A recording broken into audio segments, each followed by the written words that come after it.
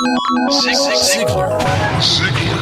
Inspiring true performance. A number of years ago, Laurie Majors, my executive assistant, got a phone call from a lady in Birmingham, Alabama. At the end of the conversation, she said, Zig, she said, I believe this woman thinks she's got an impossible problem, but I believe you can solve that problem with her in just a few minutes if you will spend that time with her.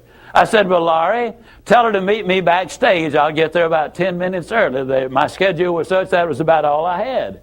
Well, I got there, and I was on backstage behind the curtain on one side. She spotted me from the other side, and as she walked across the stage, I have never seen as much anger in a human being in my life as I saw in her. She almost started crying when she saw me. She said, oh, I'm just so glad to see you. I got this horrible job. I hate it. I hate everything about it. I hate everybody down there. I mean, you talking about negative nails. She was it. She said, can you help me? Now, understand, I've only got about 10 minutes. So I looked at her, and one thing I have learned, I don't do counseling, but I talk with a lot of people who do, in psychology, psychiatry, and the ministry. And they tell me that everybody who comes to you with a problem are not necessarily looking for a solution. I couldn't understand that for a long time. Why do they bring you a problem if they don't want to solve it? Well, I can tell you why. They want to tell you about it, you about it, you about it, you about it, and you about it. And if you foul up the deal and solve the problem, they can't tell you again, you again. They want the attention that goes with the problem, and every company just about it has that kind of an individual. They want the attention that goes with griping and complaining. Well, I looked at the lady, and it wasn't unkindly, but firmly I said to her, yes, and you know, ma'am, I'm afraid your problem is about to get worse. She said, what do you mean? I said, I believe they're going to fire you. She was stunned. I couldn't have stunned her more if I'd hit her in the face with a bucket of ice water. She said, fire me? Why on earth would they fire me? The inflection in her voice clearly said, they're the bad guys, I'm the good guy. Why don't they fire them and keep me? Have you ever noticed that people who are the problem never recognize that they are? They're in complete denial. They think denial is just a river in Egypt. Why would they fire me? I said, ma'am, I don't believe there's a company in America big enough to contain this much poison in one small spot. Have you ever noticed that when somebody is about to lose something they've been complaining about, whether it's a car, a home, a mate, a job, or whatever, when all of a sudden it appears they're going to lose them, it takes on brand new value. She looked at me and said, well, what can I do?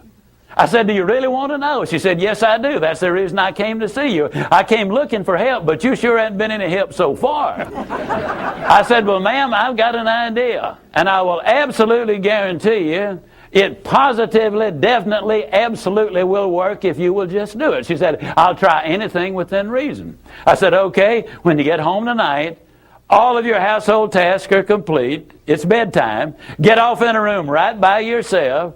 Get a sheet of paper out, and at the top of it, write, I like my job because. She interrupted me. She said, that'll be easy. I don't like nothing about that job. Don't like nothing about those people down there.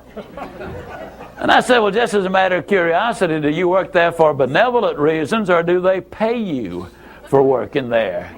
She said, well, I got to confess, they pay me. And I said, and you don't like to be paid? Oh, she said, yes, I do. I said, okay, tell you what you do. Open your notebook right now. We'll start our list of the things you like about your job. They pay you for working there, and you do like it, don't you? She said, absolutely. But she just stood there. I said, no, open your notebook now, and we'll get busy on the list. She just stood there. I said, ma'am, let me tell you what my experience in life has been. I've discovered that in 100% of the cases, no exceptions, people who won't take step number one never take step number two. You see, she had come to me with an impossible dream. Her dream was that nice Mr. Ziglar was going to solve all of her problems, and she would live happily ever after.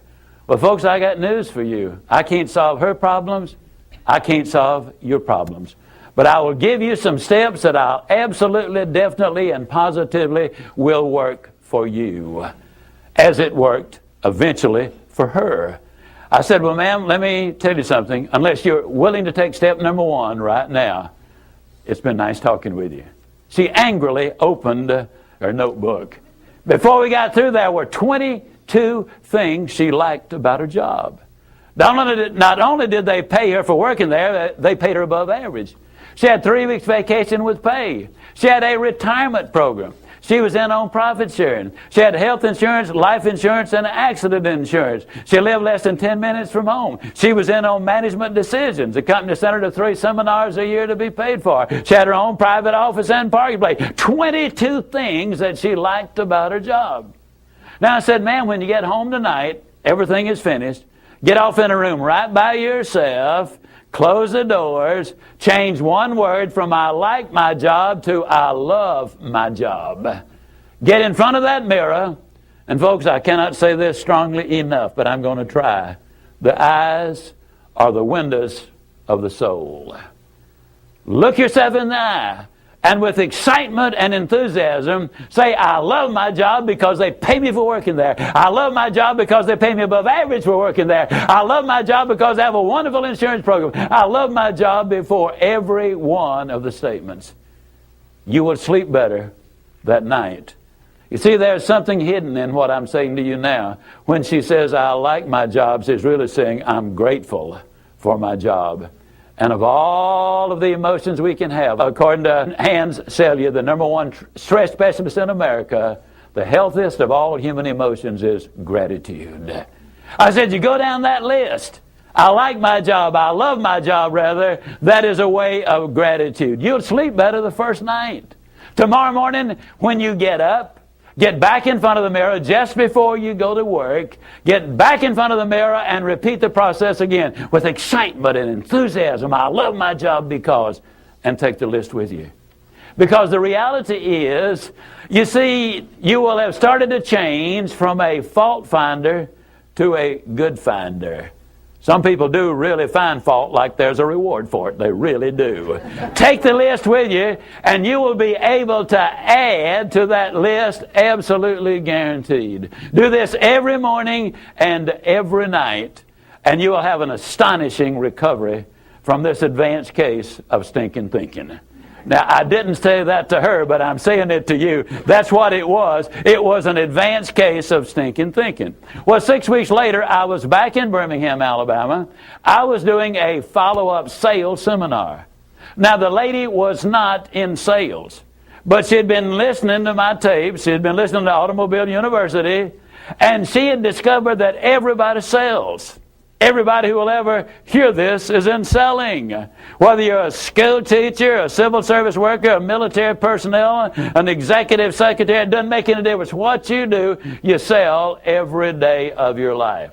There she was at the sales seminar, seated on the front row, grinning so wide she could have eaten a banana sideways. I'm telling you, you're talking about somebody that was excited. She was turned on. I said, well, how you doing? She grinned even more broadly and said, Mr. Ziglar, I'm doing wonderfully well, and thank you for asking. She said, you cannot believe how much those people down there have changed.